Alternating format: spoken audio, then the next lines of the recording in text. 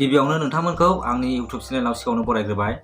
आं दिनै नैबे आर'नाइखौ गाननायनि मोनसे गुबै जाहोन दङ। नोंथांमोना भिडिअखौ जोबजासे नायलांबानो जाबाय।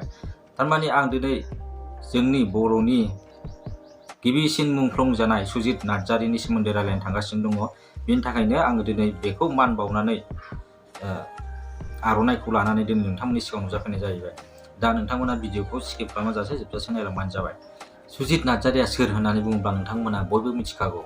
बिथाङा 1972 मायथाइनि 8 जानुवारियाव क'क्राझार डिस्ट्रिक्टनि सिङाव थानाय बाथिपारा गामियाव बिथाङा जोनोम मोन्दोंमोन।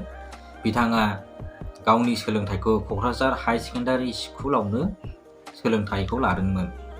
बिथाङा फरायफुबाय थानाय समावनो गावनि हारिखौ मोजां मोननानै, गावनि हारिनि अलखदखौ नुनानै, गावनि हारिनि सान्थिनि थाखाय, मोजांनि थाखाय बिथाङाबो सोमावसारनायाव गोबां सोमावसारनायाव बाहागो लाबोदोंमोन।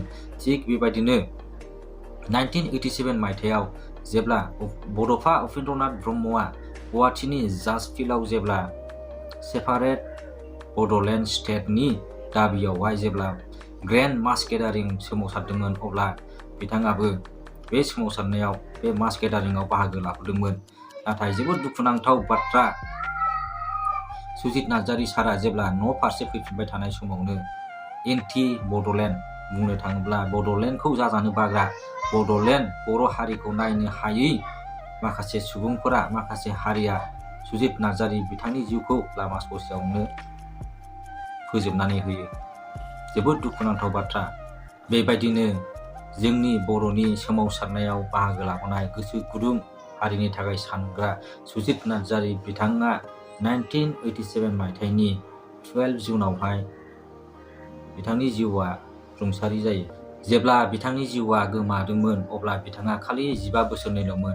बेबायदिनो सेंग्रा समावनो, फरायफुबाय थानाय समावनो हारिनि थाखाय सानग्रा, हारिनि थाखाय जुजिबोनाय सासे जोंनि बर'नि दैदेनगिरि आरो बर' हारिखौ अलखदनिफ्राय बोखांनो नाजानाय सासे दावहारुआ दिनै अबथिरा जिउ गोमानो गोनां जाबाय। जोंनि हारिखौ सानग्रा, जोंनि बर' हारिनि थाखाय नांग्रा जोंनि गेदेर लेडार सुजित नार्जारि सारनि बिफानि मुङानो जाहैबाय मंगल सिं नार्जारि। दा बिथांनि बिफाया मैया प्रेसार स्ट्रक जानानै बिथांनि देहाया दा गोब्राब हालोदाव दङ। दा बिथांखौहाय बङाइगावनि लवार आसाम हस्पिटालावहाय फाहामथाय होगासिनो दङ।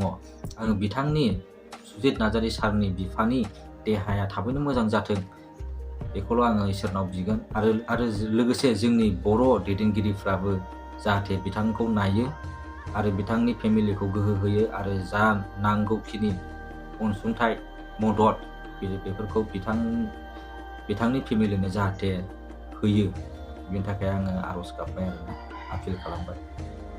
दा दिनैनि भिडिअ'आ एसेनोसै। बयबो मोजाङै थाबानो जाबाय, गोजोनै थाबानो जाबाय। जै बर' हारि।